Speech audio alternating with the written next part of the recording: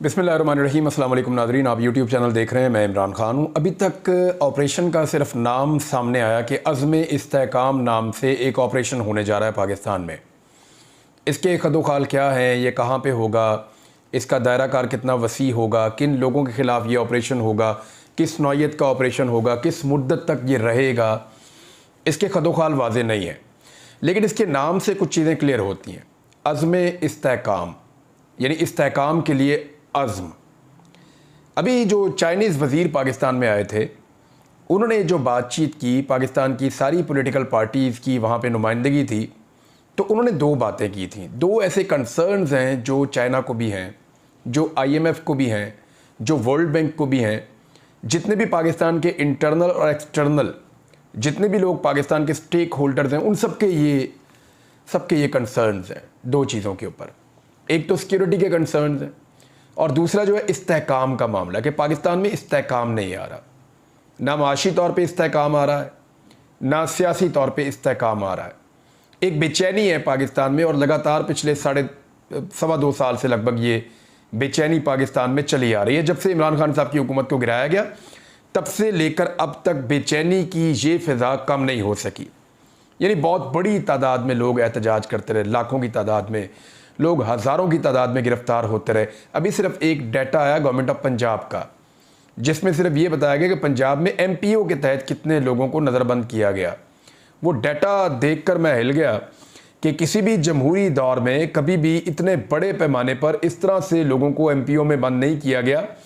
और जो तादाद इसके अंदर बताई गई वो कुछ 4700 कुछ तादाद बताई गई है। तो इतने बड़े पैमाने पर लोगों को MPOs के अंदर बंद किया गया। इस्तेहकाम आ नहीं रहा, फिर भी इसके बावजूद लोगों को बंद कर रहे हैं, उन पे केसेस बन रहे हैं, इस्तेहकाम नहीं आ रहा। इमरान खान साहब को ताकि उनकी सियासी एक्टिविटीज़ डेड हो जाएं, उनको बंद कर दिया गया, फिर भी इस्तेहकाम नहीं आ रहा। उसके बाद पाकिस्तान में इलेक्शन करवाया गया कि इलेक्शन के नतीजे में इस्तेहकाम आएगा, लेकिन लोगों ने वोट डाल दिया एक पॉलिटिकल पार्टी को, पाकिस्तान तहरीक-ए-इंसाफ को, उनके आज़ाद उम्मीदवारों को, और हुकूमत बना दी गई दूसरी पॉलिटिकल पार्टीज़ की। तो वो जो इम्कान था कि पाकिस्तान में इस्तेहकाम आएगा, वो फिर नहीं आ सका। तो अब पाकिस्तान में अज़्म इस्तेहकाम नाम का एक ऑपरेशन जो है वो शुरू किया जा रहा है। क्या इससे पाकिस्तान में इस्तेहकाम आएगा, इसके मकासद क्या है? यानी आप अगर इसका नाम पे गौर करें तो आपको ये आइडिया हो जाता है कि ये ख्वाहिश है पाकिस्तान में इस्तेहकाम लाने की, कि इस्तेहकाम होना चाहिए, क्योंकि इसके बगैर काम चलेगा नहीं। इस्तेहकाम कब आएगा? जब पाकिस्तान में सियासी इस्तेहकाम होगा और फिर ही माशी इस्तेहकाम आएगा, और फिर सिक्योरिटी के आपके इश्यूज भी आहिस्ता आहिस्ता हल होंगे। लेकिन ये ऑपरेशन जो है, इसके बारे में भी बहुत सारे सवालात बाकी हैं। अली अमीन गंडापुर ने एक बहुत अजीबो गरीब मामला लाकर सामने रख दिया। यानी इमरान खान साहब से उन्होंने मुलाकात की, उस मुलाकात के हवाले से वन लाइनर जो खबर बाहर आई वो यही आई कि इमरान खान साहब ने हमायत नहीं की इस ऑपरेशन की, बल्कि उन्होंने मुखालफत की है मिलिट्री ऑपरेशन की या किसी भी नए ऑपरेशन की। मामला यह है कि इमरान खान साहब हमेशा से हर तरह के मिलिट्री ऑपरेशन की मुखालफत ही करते चले आए, और वो हमेशा ये कहते हैं कि जनाब आप डायलॉग करें। अब सारे मामला जो है वो हमेशा डायलॉग से हल नहीं होते, कहीं ना कहीं रियासत को अपनी ताकत भी शो करनी पड़ती है, अपनी डेटरेंस भी शो करनी पड़ती है। ये एक अलग हकायक है। लेकिन इमरान खान साहब का फार्मूला ये है कि एंड ऑफ द डे आपको टेबल पे बैठना पड़ता है और आपको मसाइल के हल के लिए डायलॉग करना पड़ता है। वायलेंस या तशद्दुद से मामला ख़राब होते हैं, ये इमरान खान साहब का मानना है। अब अली अमीन गंडापुर ने एक नया मुद्दा खड़ा कर दिया। एक बहुत अजीबोगरीब चीज़ अचानक उनकी तरफ से आई। उन्होंने कहा कि एपेक्स कमेटी में ऑपरेशन का जिक्र नहीं था। अब जिस एपेक्स कमेटी को बुनियाद बनाकर यह कहा जा रहा है कि उस एपेक्स कमेटी में यह फैसला हुआ, अली अमीन गंडापुर भी मौजूद थे, और अब एक नया ऑपरेशन शुरू किया जा रहा है जिसका नाम होगा अज़्म इस्तेहकाम। लेकिन अली अमीन गंडापुर ये कह रहे हैं कि उस एपेक्स कमेटी में ऑपरेशन का जिक्र नहीं था। इमरान खान साहब से मुलाकात करने के बाद उन्होंने कहा कि इमरान खान वज़ीर-ए-आज़म बने तो दहशतगर्दी में कमी आई थी। एपेक्स कमेटी के इजलास में एक पॉलिसी बताई गई थी। उन्होंने कहा कि इस मामले पर पार्लियामान को एतमाद में लेना ज़रूरी है। हम लोगों ने माशी, जानी और माली तौर पर बहुत नुकसान उठाया है। आज तक हमारे लोगों को वो पैसा नहीं मिला जो उनको मिलना चाहिए था। कोई पता नहीं कि अमेरिका से जो पैसा मिला वो कहाँ गया। इस तरह की कोई भी चीज़ की इजाज़त नहीं होगी। अगर उन्होंने ऐसा कुछ करना है तो जब प्लान सामने आएगा तो बात होगी, लेकिन फ़िलहाल कोई पॉलिसी नहीं आई है। ये क्लियरली अली अमीन गंडापुर ने कहा। दूसरी जानिब जो सहाफ़ी हैं वो अपने टामे लगा रहे हैं। कोई कह रहा है जी इस ऑपरेशन में जो है वो सोशल मीडिया को पकड़ लिया जाएगा, कोई कह रहा है इस ऑपरेशन के अंदर जो है वो घर में बैठे हुए लोगों को गिरफ्तार कर दिया जाएगा, कोई कह रहा है जी इस ऑपरेशन में सियासी मकासद हासिल किए जाएंगे, कोई कह रहा है जी इस ऑपरेशन में दहशतगर्दों के खिलाफ सिर्फ कार्रवाई होगी। तो हर एक की जितनी ज़बानें हैं ना, जितने मुंह उतनी बातें हमें सुनने को मिल रही हैं। लेकिन गंडापुर साहब ने कहा कि असल मामला जो है वो अफगानिस्तान से। बिलावल जब वज़ीर ख़ारजा बने तो सारी दुनिया का उन्होंने चक्कर लगाया, लेकिन वो अफगानिस्तान नहीं गया। क्यों? क्योंकि उनको परवाह ही नहीं थी। इनको पाकिस्तान के लोगों, सिक्योरिटी इदारों की कभी परवाह नहीं, और होते होते बात यहाँ तक पहुँच गई, नुकसान बढ़ता चला जा रहा है। हमने ऑफ़र किया है मीटिंग में कि अगर ये अफगानिस्तान के साथ कोई पॉलिसी बनाना चाहते हो, कोई प्रॉब्लम आ रहा है, तो हम इसमें किरदार अदा कर सकते हैं, मदद कर सकते हैं। और ये अच्छी ऑफ़र है पाकिस्तान तहरीक इंसाफ की, जो खैबर पख्तूनख्वा की हुकूमत है उनकी जानिब से, कि वो अपने ताल्लुकात को भी इस्तेमाल कर सकते हैं अफ़गानिस्तान के साथ मामलात को, दहशतगर्दी के ख़ास तौर पर जो मामलात हैं उनको रिज़ॉल्व करने के लिए। उन्होंने कहा कि जो कुछ पहले हुआ किया किसी और ने, डाला किसी और के ऊपर, और जिस तरीके से एक पार्टी के खिलाफ बाजुआ साहब ने इस तरह की तब्दीली करके अपने कोई और मकासद हासिल करने थे, तो उसका नुकसान सिर्फ पाकिस्तान की आवाम को हुआ है। बाजुआ कहाँ है? आज वो तो चले गए, वो पाकिस्तान आते भी नहीं हैं, अब घूम रहे हैं, मगर हमने यहाँ रहना है और हमने उसे भुगतना है। हम पाकिस्तान में अमन के लिए हर हद तक जाने के लिए तैयार हैं। उन्होंने कहा कि इमरान खान मुज़ाकरात के लिए तैयार है, जो मुलाकात होगी वो सबके सामने होगी। मेरे इदारों के साथ कोई बातचीत नहीं हुई। अगर अचकज़ई साहब की कोई बात हुई है तो मुझे नहीं पता, लेकिन इन मुज़ाकरात की टर्म एंड कंडीशंस, उन्होंने दो चीज़ें बड़ी कैटेगोरिकली कही अली अमीन गंडापुर ने इमरान खान साहब से मुलाकात करने के बाद। एक तो मैंडेट की चोरी का मामला, और दूसरा 9 मई के ऊपर एक आज़ाद कमीशन की तश्कील। ये दो मामलात होंगे, फिर वो कह रहे हैं मुज़ाकरात आगे होंगे। अगर कोई कानून मौजूद है तो सज़ा दे लें, अगर मैंने कोई गलती नहीं की तो मुझे सज़ा क्यों दी जाएगी? DG ISI या आर्मी चीफ से मेरी कोई मुलाकात नहीं हुई, मैं मिलना चाहता हूं। और जहां तक ऑपरेशन की बात है तो इसमें वजाहत नहीं है कि प्लान के बाद ही बातचीत होगी, चीज़ें क्लियर होने दें, पॉलिसी आने दें, फिर इस ऑपरेशन के ऊपर बात होगी। अली अमीन गंडापुर साहब ने कहा, फिर उन्होंने निशान छीनने की बात की, मैंडेट छीनने की बात की। मैंडेट चोरों के साथ कहा जाता है बैठें, ये उम्मीद की जाती है तो ये नहीं होगा, यानी इमरान खान साहब अंदर डटे हुए हैं, इसका मतलब है। अली अमीन गंडापुर इमरान खान से मिलकर आते हैं और मिलकर आके कहते हैं कि मैंडेट चोरों के साथ नहीं बैठेंगे। अगर ये कोई सोच रहा है तो ये गलत सोच है, ऐसा नहीं होगा। फिर कमिश्नर रावलपिंडी के मामले पर उन्होंने बात की। फिर उन्होंने कहा बिजली हम बनाते हैं लेकिन हमें बिजली मिलती नहीं है। फिर अपने सूबे के जो बिजली के मसाइल हैं उसके ऊपर उन्होंने बात की। अली अमीन गंडापुर ने बताया कि पहला सवाल ये है कि क्या ऑपरेशन होना है, कैसे होना है, कहाँ होना है, तो पहले हमें इस पर वजाहत चाहिए, फिर कोई और बात होगी। ये जी अली अमीन गंडापुर साहब। अब खैबर पख्तूनख्वा की जो हुकूमत है उन्होंने भी ये फैसला कर लिया है कि वो इस मामले के ऊपर काबीना का इजलास बुलाएंगे। खैबर पख्तूनख्वा हुकूमत ने ऑपरेशन अज़्म इस्तेहकाम से मुताल्लिक सूबाई काबीना का इजलास बुलाने पर गौर शुरू कर दिया, और अली अमीन गंडापुर सूबाई काबीना को मुजव्वज़ा कार्रवाई से मुताल्लिक एतमाद में लेंगे कि जनाब अब तक क्या बात हुई है। लेकिन गंडापुर साहब ने कहा कि ऐसी कोई सॉलिड बात तो अभी तक है नहीं।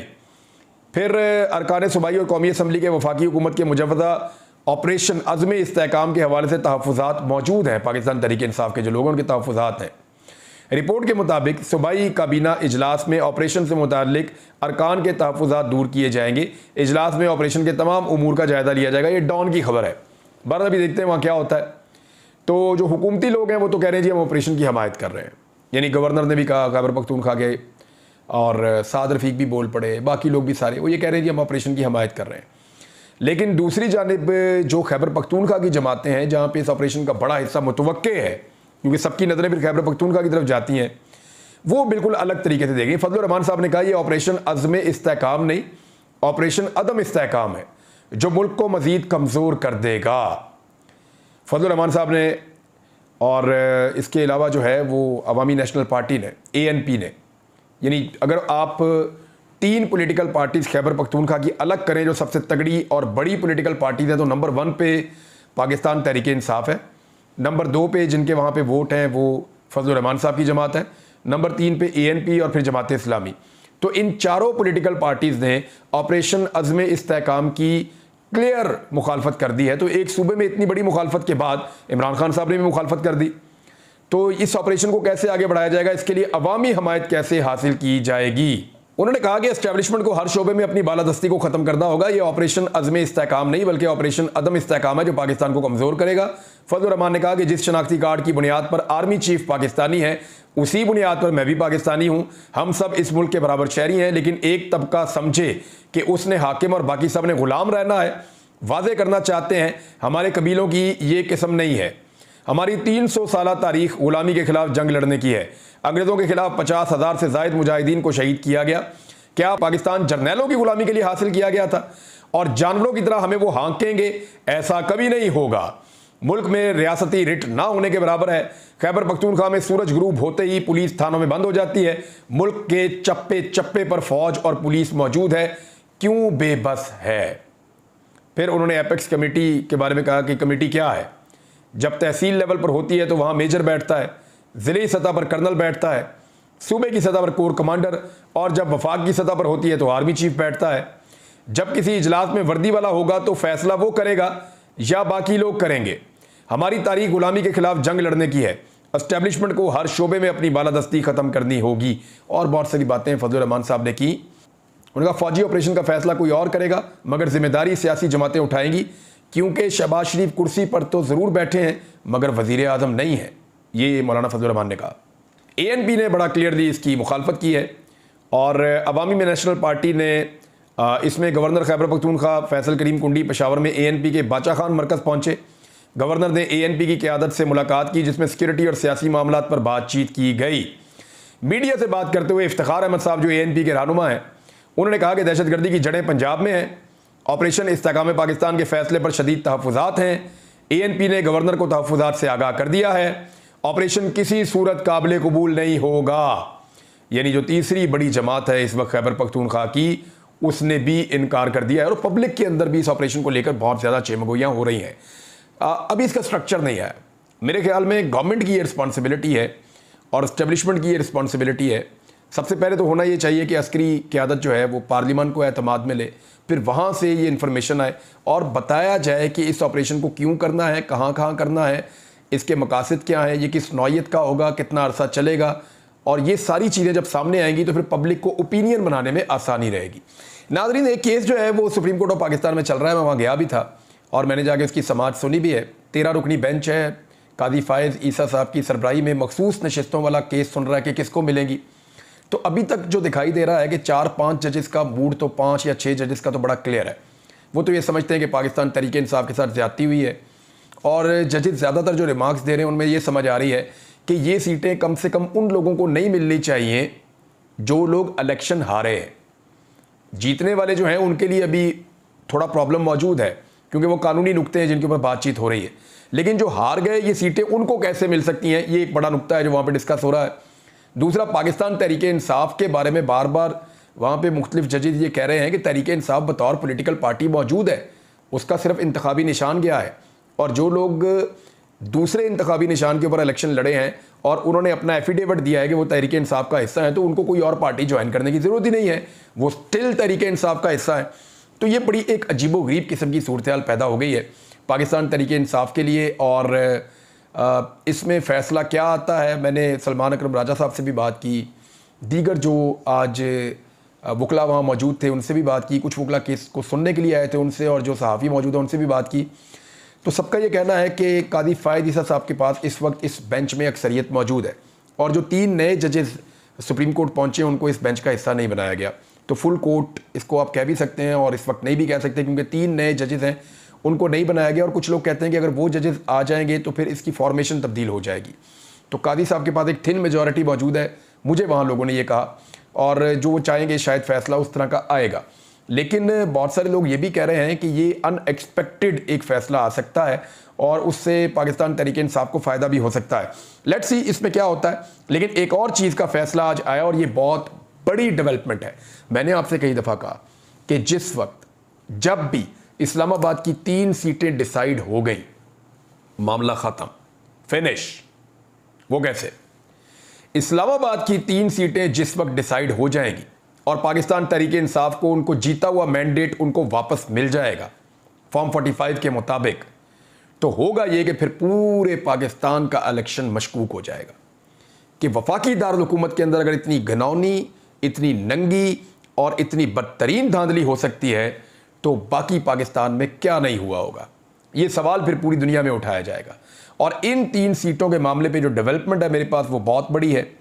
और इस पे हुआ ये है कि मुस्लिम लीग नून के जो MNA हैं फॉर्म 47 वाले, अंजुम अकील, उनको तौहीन अदालत का नोटिस जारी हो गया है, क्योंकि उन्होंने जो लिखा था, यानी तीनों जो MNAs हैं उन्होंने एक ही तरह की तहरीर लिखी थी और लिखकर ये कहा था जी हमें ये जज नहीं चाहिए, जस्टिस तारिक महमूद जहांगीरी साहब। फिर इलेक्शन कमीशन ने उनको फारिग करके वो रिटायर्ड जज लगाने का फैसला भी कर दिया, तो वो फैसला अब उड़ गया है। इस्लामाबाद हाई कोर्ट ने इलेक्शन कमीशन का इस्लामाबाद के इंतखाबी ट्रिब्यूनल तब्दीली का ऑर्डर मुअत्तल कर दिया, जबकि मुस्लिम लीग नून के रुकन कौमी असम्बली अंजुम अकील खान ने इस्लामाबाद हाई कोर्ट से माफ़ी मांग ली है। ताहम हाई कोर्ट ने उन्हें तौहीन अदालत का नोटिस जारी कर दिया है। इस्लामाबाद हाई कोर्ट में नए इलेक्शन ट्रिब्यूनल के खिलाफ केस की समाअत हो रही थी। आमिर फारूक साहब ने एडिशनल अटॉर्नी जनरल से कहा कि आप इस ऑर्डिनेंस का कैसे दिफा करेंगे, कौन सा आसमान गिरने लगा था कि कायम मकाम सदर से रातों रात ऑर्डिनेंस जारी करवा दिया गया। पार्लियामेंट को ख़त्म कर देते हैं और ऑर्डिनेंस के जरिए हुकूमत चलवाते हैं। आप लोगों ने ऑर्डिनेंस की फैक्ट्री लगा रखी है, एक वाह फैक्ट्री है, दूसरी ऑर्डिनेंस फैक्ट्री है। वो असला बनाते हैं, आप ऑर्डिनेंस बनाते हैं। जज साहब के खिलाफ क्या तासुब था जो इलेक्शन कमीशन को नजर आया। अब ये तासुब वाला जो मामला है ना, ये है जहां पे आके सारे फंस गए। अदालत ने अंजुम अकील खान से पूछा, आपने इलेक्शन कमीशन ने ट्रिब्यूनल तब्दीली की दरख्वास्त दी थी, आप मुझे समझा दें कि ये क्या लिखा हुआ है, इन अल्फाज का मतलब क्या है, तासुब क्या होता है यही बता दें। अंजुम वकील साहब फिर माफ़ी यही मांगते रहे। जज साहब पूछते रहे कि जनाब आप बताएं ना कहाँ से तासुब है, कौन सी चीज़ है। आपने नेपोटिज्म का वर्ड यूज़ किया है, अकरबा परवरी, बताएं कहाँ पे है। आपने तासुब का लफ्ज़ इस्तेमाल किया, बताएं कहाँ पे है। आप बताएं ना, कोई एक मिसाल दें। वो फिर बेचारे माफ़िया मांगते रहे कि जी मुझे तो पता ही नहीं है, ये तो लीगल लैंग्वेज है, कभी कोई बहाना कभी कोई बहाना। उन्होंने बहुत माफ़िया मांगी। उन्होंने कहा जी केस ट्रांसफ़र करने की दरख्वास्त की थी। अदालत ने पूछा कि आपकी सिफारिश नहीं मान रहे थे जज साहब, क्या इसलिए आप उन्हें तब्दील करवाना चाहते थे। उन्होंने कहा जी मैंने सिफारिश नहीं करवाई। तो जज साहब ने कहा कि आपकी दरखास्तों का मतन है कि जज मुतासब है, हम भी यहाँ बैठे हैं, ये सब क्यों किया। आप पार्लियामेंटेरियन हैं, आपने कानून साजी करनी होती है, आपने जज पर क्यों इल्ज़ाम लगाया। आप ये बता दें कि जज की तब्दीली की दरखास्त क्यों दी, जज का क्या तासुब था, बस इतना बता दें। तो अंजुम वकील साहब ने वो कुछ भी नहीं बता पा रहे थे और फिर उनको जो है तौहीन अदालत का नोटिस भी हो गया और इलेक्शन कमीशन का ट्रिब्यूनल तब्दीली का ऑर्डर जो है उसको मुअत्तल कर दिया गया है और जस्टिस तारिक महमूद जहांगीरी पर मुश्तमिल ट्रिब्यूनल बहाल कर दिया गया है। अब जस्टिस तारिक महमूद जहांगीरी साहब दोबारा वो फॉर्म 45 वहीं से ले आओ जी, अपने अपने फॉर्म 45 भी और साथ में अपना एफिडेविट जमा करवाओ यहाँ पे लाकर बयान अल्फी की ये बिल्कुल दुरुस्त है, फॉर्म 45 ले आओ। ये सारे फंस गए, बहुत बुरी तरह फंस गए। इसमें से निकलना अब तकरीबन इनके लिए नामुमकिन हो चला है। अगर इस्लामाबाद की सीटें गई तो फिर नून लीग को पाकिस्तान में छुपने की जगह नहीं मिलेगी। अब तक के लिए इतने, अपना ख्याल रखिएगा, अपने इस चैनल का भी। अल्लाह हाफिज़।